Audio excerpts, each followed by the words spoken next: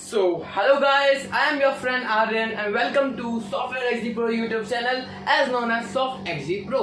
इस वीडियो में हम पढ़ने वाले हैं What is computer and what are the advantages and disadvantages of the computer. तो इसको मैं पूरा तरीके से एक्सप्लेन करूंगा, पूरी वीडियो देखना, समझ अच्छे से आएगा. कोई डाउट हो तो कमेंट में पूछ लेना, वरना मेरा नंबर हो जाएगा, नंबर से पूछ लेगा, नंबर आके पूछ सकते हो. वैसे कमेंट में पूछ लेना, मैं जवाब दे दूंगा. दूसरी चीज, अभी कंप्यूटर पे बात करेंगे, फिर डिसएडवांटेज फिर एडवांटेजेस पे करते हैं, फिर डिसएडवांटेज पे करते हैं. और वीडियो अच्छी लगे तो वीडियो को लाइक कर देना, चैनल को सब्सक्राइब कर देना और हमारी वीडियो को शेयर कर देना. कोई डाउट हो तो कमेंट कर देना, ये सब भूलना मत. अभी बढ़ते हैं वीडियो की तरफ.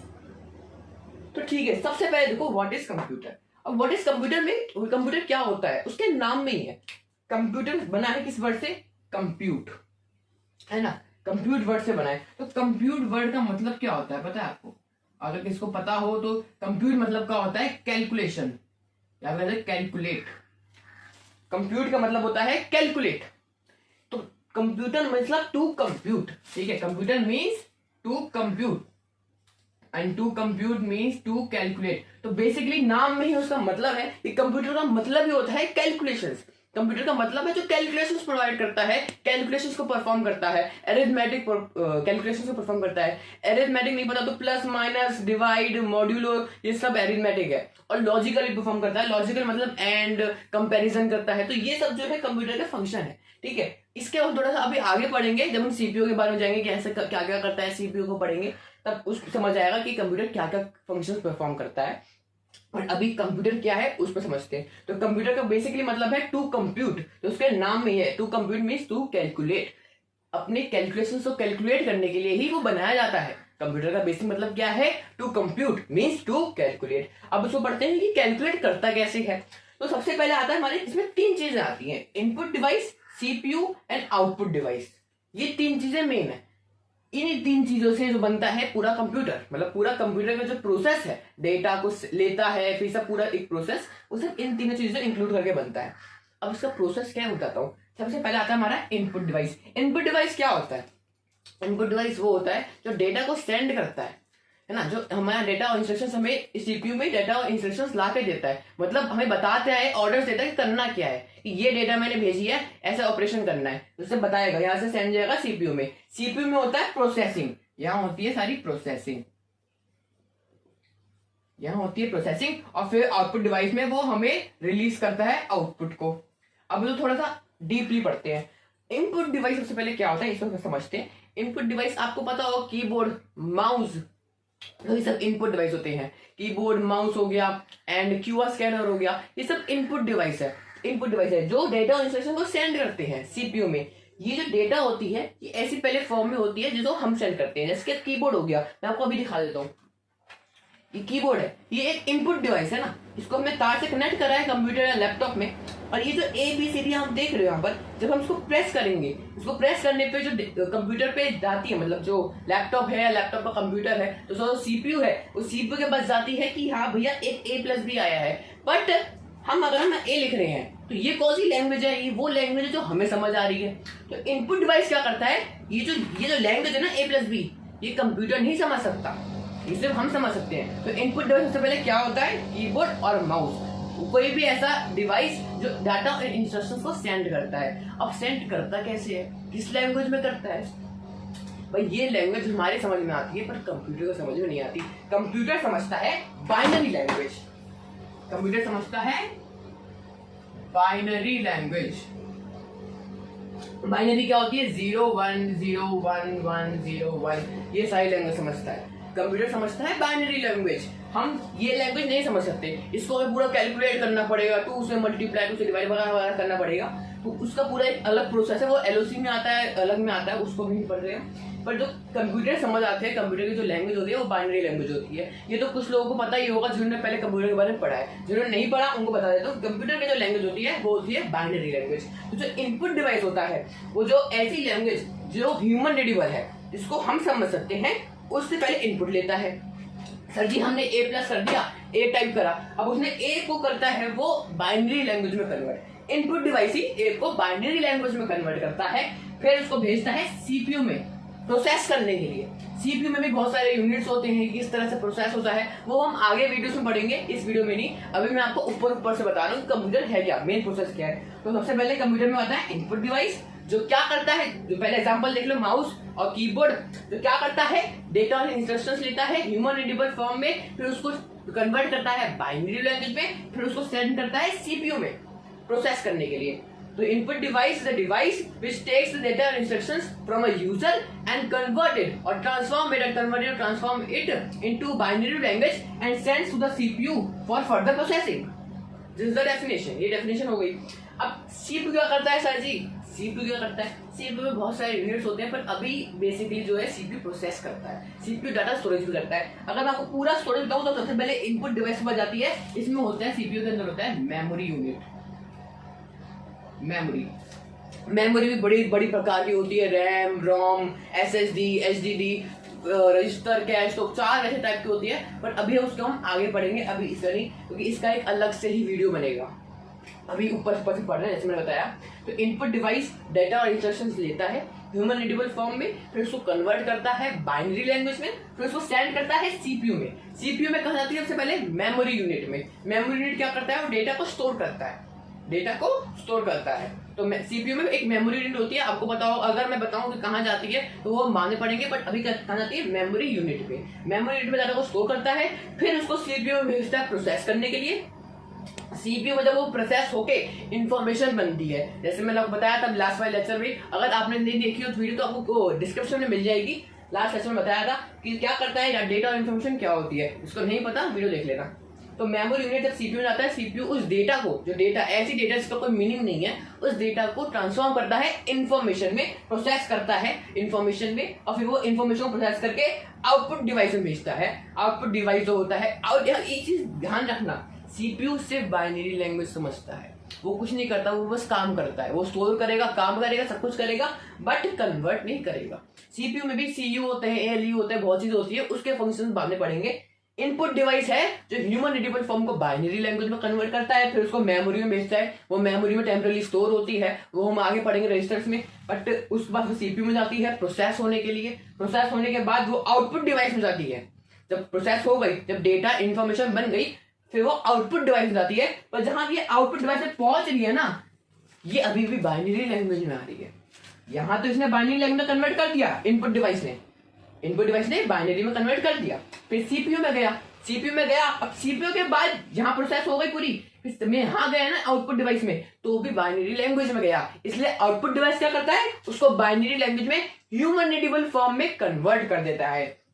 ह्यूमन रीडेबल फॉर्म जो हम पढ़ सकते हैं। अब आउटपुट डिवाइस का एग्जांपल क्या हुआ, मॉनिटर, आपकी जो स्क्रीन है, प्रिंटर हो गया, स्पीकर हो गया, है ना, जो आपने प्रिंटर जो आपको मिल रहा है आउटपुट। अगर लैपटॉप या कंप्यूटर पे एक गाना पे क्लिक करा और प्ले का बटन दबाया, तो जो इनपुट डिवाइस है, आपने जो माउस से क्लिक करा है ना, माउस से क्लिक करोगे ना, राइट क्लिक करा, इनपुट डिवाइस ने डाटा इंस्ट्रक्शन क्या भेजी, बाइनरी लैंग्वेज में कन्वर्ट करके सीपीयू ने प्रोसेस करा। अच्छा, उसके दिमाग की बत्ती जलती है, दिमाग की बत्ती जली, अरे ये वाला बटन दबाया है, इधर वाला बटन को दबाना है, इसको भेजना है, इसने गाने का बताया है, अब इसको गाना जमाना है मुझे, तो उसने वो दे दिया कि भाई गाना बजाना है बाइनरी लैंग्वेज में। वो जो आउटपुट डिवाइस है स्पीकर, उसने उस बाइनरी लैंग्वेज को ह्यूमन रीडेबल फॉर्म, मतलब गाने की लैंग्वेज, गाने को चेंज कर दिया। अब इसका तो अंदर क्या करोगे कि गाने को भी क्या वो बाइनरी लैंग्वेज में कन्वर्ट करता है, वो देखो बहुत डीप प्रोसेस है, उसमें मत जाओ भी।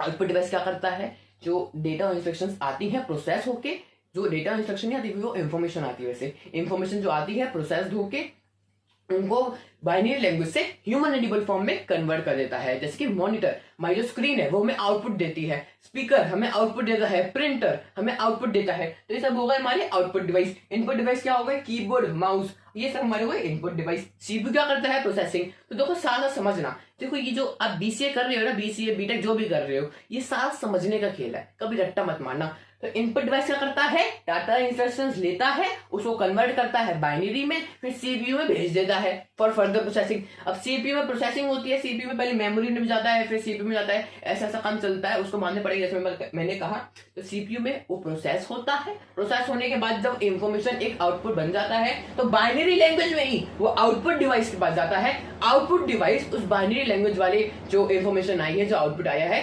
बाइनरी से ह्यूमन रीडेबल फॉर्म में कन्वर्ट करता है, ताकि हम ह्यूमंस को समझ आए। तो आउटपुट डिवाइस का क्या है कि वो बाइनरी टू ह्यूमन में चेंज करता है। इसका इनपुट डिवाइस का क्या है, वो ह्यूमन टू बाइनरी में चेंज करता है। आउटपुट डिवाइस हमें आउटपुट लाके देता है, इनपुट डिवाइस हमसे इनपुट लेता है, और सीपीयू क्या करता है, प्रोसेसिंग करता है। यही है कंप्यूटर, यही है कंप्यूटर। अब कंप्यूटर की डेफिनेशन पढ़ते हैं। हाँ भाई, तो देखो डेफिनेशन क्या है। अच्छा, डेफिनेशन से पहले मैं आपको अगर नहीं समझ आया हो कि कंप्यूटर क्या होता है तो बड़े मैं एक रियल एग्जांपल से समझाता हूँ, ठीक है। सपोज करो कि आपको सिर्फ हिंदी लैंग्वेज आती है या फिर इंग्लिश भी आती है, हिंदी इंग्लिश आती है, और आप जा रहे हो चाइना में जा रहे हो। अब वहां सबको चाइनीज लैंग्वेज आती है, वो लोग भाषा नहीं समझते हमारी, है ना, और हम उनकी भाषा नहीं समझ सकते, तो हम क्या लेते हैं, एक ट्रांसलेटर लेते हैं कि नहीं। अगर आप देखोगे तो फॉरेनर्स जब इंडिया में आते हैं तो उनके पास एक ट्रांसलेटर होता है इंडिया को। हाँ, वो बात अलग है, वो धंधा बढ़ाता है अपना, 10-10 रुपए की रिक्शा लेके 100-500 रुपए की रिक्शा कमाता है वो। मैंने भी देखा भाई साहब, बहुत धंधा कराते हैं लोग, मतलब इतना करप्शन है इस दुनिया में, क्या बोलूं। पर खैर, इस टॉपिक को छोड़ते हैं अभी। तो आपने देखा होगा जो फॉरेनर्स इंडिया में आते हैं, जो इंडियन टूरिस्ट होते हैं जो उनको घुमाते हैं, वो उनके ट्रांसलेटर बनते हैं, क्योंकि उनको पता है कि उनको अंग्रेजी आती है भैया, हिंदी नहीं आती। हिंदी वाले लोग अंग्रेजी नहीं समझते, हाँ लोग कुछ तो समझते। देखो, हम इंडियंस की खास देख रहे हो क्या, हम इंडियंस को इंग्लिश आती है, पर जो मोस्टली अगर अंग्रेज है ना, उनको हिंदी नहीं आती। हम इंडियंस को इंग्लिश आती है। हाँ, देखो ये भी बात है कि इंग्लिश एक ऐसी लैंग्वेज है, अगर किसी को इंग्लिश आती है तो उसको स्किल माना जाता है। अगर कोई देखोगे ना किसी को कि इंग्लिश बोल रहा है, वो एक अलग ही कॉन्फिडेंस चमकता है। तो इंग्लिश एक कॉन्फिडेंस बूस्टर है। उस इंग्लिश वाले बंदे को देख के आप ऐसा लगेगा कहीं ना कहीं, यार बंदा बड़ा स्मार्ट है यार, और लगता है, क्योंकि जो इंग्लिश एक कॉन्फिडेंटली बोलता है ना, उसकी आवाज में एक चमक उठती है। खैर, अभी से साइड हटते हैं, टॉपिक से नहीं भटकते। तो हाँ, आप देखते होंगे ट्रांसलेटर चाहिए होता है, तो वही बात है। क्यों? क्योंकि हम उनकी भाषा नहीं समझते, वो हमारी भाषा नहीं समझते, तो हमें बीच का एक चाहिए होता है जो ट्रांसलेट करे, है ना। तो वही ट्रांसलेटर तरह से ये होता है। हम क्या है, हम बोल रहे हैं, हम इनपुट डिवाइस है, हमने अगर उसको कुछ बोला तो वो तो समझ नहीं सकता आउटपुट डिवाइस, तो वो जो बीच का ट्रांसलेटर है वो उस चीज को ट्रांसलेट करेगा उस लैंग्वेज में जो आउटपुट जो वाला जो बंदा है समझ सके, वो समझ सके। अब वो समझ लेगा तो वो समझ लिया, फिर वो उसी लैंग्वेज बोलेगा, वो हमारे लिए ट्रांसलेट करेगा। तो थोड़ा सा आप रिलेट कर लेना, डीप मत जाना कि भैया ये तो कंप्यूटर है, ये वो है, तो इतना डीप नहीं जाना, पर रिलेट करना। बहुत आसान कॉन्सेप्ट है ये, इसको प्यार से समझना, दिमाग लगा के समझना। दिमाग तो है ही सबके पास, दिमाग लगा के समझना। दिमाग को जरा सही यूज करो, यूटिलाइज करो, एनर्जी लगाओ, एफर्ट डालो और समझ जाएगा। अभी डेफिनेशन पढ़ते हैं। डेफिनेशन से पहले एक बार और बता देता हूं, क्या है कंप्यूटर। इनपुट डिवाइस के थ्रू वो इनपुट लेता है डाटा और instructions in the form of human readable form. फिर जो इनपुट डिवाइस है वो उसको बाइनरी लैंग्वेज में कन्वर्ट कर देता है, ठीक है। फिर वो सीपीयू में बाइनरी लैंग्वेज में जाती है, प्रोसेस होती है, फिर इंफॉर्मेशन बनती है। वो डेटा जो बाइनरी लैंग्वेज में आती है वो इंफॉर्मेशन बनती है बाइनरी लैंग्वेज में। फिर सीपीयू के बाद आउटपुट डिवाइस में बाइनरी लैंग्वेज में इंफॉर्मेशन जाती है। जो आउटपुट डिवाइस है वो बाइनरी लैंग्वेज में जो इंफॉर्मेशन आ रही है उसको प्रोसेस करता है, उसको कन्वर्ट करता है ह्यूमन रीडेबल फॉर्म में, ताकि हम समझ सके। अब इसको पढ़ते हैं, ये डेफिनेशन। अब computer is an electronic device, देखो कीवर्ड अलग ना, electronic device which takes data and instructions from the user through input device। देखो जो मैंने आपको कहा है ना, बस उसी को इंग्लिश बना दो, यही डेफिनेशन बनती है। हिंदी में कॉन्सेप्ट समझो और अपने आप को इंग्लिश बना दो। तो कंप्यूटर एक ऐसा इलेक्ट्रॉनिक डिवाइस है जो डेटा और इंस्ट्रक्शंस लेता है थ्रू द इनपुट डिवाइसेस, फिर उसको प्रोसेस करता है, प्रोसेस इट इन सीपीयू में प्रोसेस करता है, and then provide a meaningful output. फिर वो एक मीनिंगफुल आउटपुट प्रोवाइड करता है थ्रू आउटपुट डिवाइस। तो कंप्यूटर क्या है? कंप्यूटर एक इलेक्ट्रॉनिक डिवाइस है जो डेटा और इंस्ट्रक्शंस को लेता है इनपुट डिवाइस में in the form of binary language. Input device से बाइनरी लैंग्वेज में लेने के बाद वो सीपीयू में उस डेटा को प्रोसेस करता है इंफॉर्मेशन में, मीनिंगफुल आउटपुट में। फिर मीनिंगफुल आउटपुट को रिलीज करता है आउटपुट डिवाइस में, जहां वो बाइनरी से चेंज जाती है ह्यूमन रीडेबल फॉर्म में। तो ये है हमारा कंप्यूटर। कंप्यूटर क्या क्या कर सकता है अगर मैं बताऊं तो कंप्यूटर एक क्या कहते हैं, कैलकुलेशन डिवाइस कह सकते हो, जो मल्टीपल कैलकुलेशंस को परफॉर्म कर सकता है ना। आप उस पर डाटा स्टोरेज प्रोवाइड करता है। सब एडवांटेजेस जो हम पढ़ेंगे आगे पढ़ेंगे, तो बेसिकली समझिए हमने कंप्यूटर क्या है, ठीक है। अब देखो टाइम शायद बहुत हो गया है, तो वो एडवांटेजेस का और डिसएडवांटेजेस है वो हम अगली वीडियो में कवर करेंगे, अगले पार्ट में कवर करेंगे। इस वीडियो में बस इतना ही। वीडियो अच्छी लगे तो वीडियो को लाइक कर देना। अगर मैं एक बार लास्ट बार समझा देता हूँ क्या होता है। इनपुट डिवाइस डाटा इंस्ट्रक्शंस को ले रहा है in the form of human readable form. Input device में इसको चेंज करता है बाइनरी लैंग्वेज में। डाटा इंस्ट्रक्शंस को लिया इस भाषा में जिसमें हम समझते हैं, फिर उस भाषा को उसको कन्वर्ट कर दिया उस भाषा में जो कंप्यूटर समझता है। कंप्यूटर क्या समझता है? Binary language. बाइनरी लैंग्वेज के बाद वो इनपुट डिवाइस में गया सीपीयू में। सीपीयू में क्या हुई? प्रोसेसिंग हुई, ताकि क्यों? डेटा को बना दिया उसने information, but in the form of binary language, क्योंकि कंप्यूटर समझता है बाइनरी लैंग्वेज। तो सीपीयू के पास बाइनरी लैंग्वेज में आई डेटा और उसने बाइनरी लैंग्वेज में ही उसको प्रोसेस कर दिया इंफॉर्मेशन में। अब इंफॉर्मेशन में जब वो बन गया, एक मीनिंगफुल आउटपुट बन गया, तो वो भेजता है आउटपुट डिवाइस में। आउटपुट डिवाइस में जो जाता है तो भी बाइनरी लैंग्वेज है, हम बाइनरी लैंग्वेज समझ सकते, तो जो आउटपुट डिवाइस है वो बाइनरी लैंग्वेज को कन्वर्ट कर देता है ह्यूमनिटेबल फॉर्म में। और यही है कंप्यूटर। कंप्यूटर एक ऐसा इलेक्ट्रॉनिक डिवाइस है जो इनपुट लेता है, फिर उसको प्रोसेस करता है और एक मीनिंगफुल आउटपुट देता है। तो यहाँ हमारा ये व्हाट इज कंप्यूटर खत्म होता है। देखो जो डायग्राम मैंने बनाया था, वीडियो में जाके देख लेना, वो बहुत काम का है, वो जरूर आएगा। मतलब उसमें अगर आप क्वेश्चन आता है तो अगर वो बना दोगे ना, मजा आएगा, क्योंकि ब्लॉक डायग्राम बहुत इंपॉर्टेंट है, उससे कॉन्सेप्ट सही समझ आएगा। एंड जो मैंने एग्जाम्पल दिया थोड़ा उसको रिलेट करना, थोड़ा सही समझ आ जाएगा। बाकी उसके मेरा ख्याल समझ आ ही जाए, है ना। बाकी कुछ ना आए तो कमेंट करके जरूर पूछना। मिलते हैं अगली वीडियो में, अगले पार्ट में, जहाँ हम एडवांटेजेस और डिसएडवांटेजेस पढ़ाएंगे। वीडियो अच्छी लगे तो वीडियो को लाइक कर देना, चैनल को सब्सक्राइब कर देना, भाई को सपोर्ट कर दो यार। दूसरी वीडियो है, भाई की सपोर्ट कर दो, सपोर्ट करो यार। I love you guys. Paper अच्छे से देना, वीडियो को लाइक शेयर कमेंट सब्सक्राइब कर देना। मिलते हैं, जय हिंद।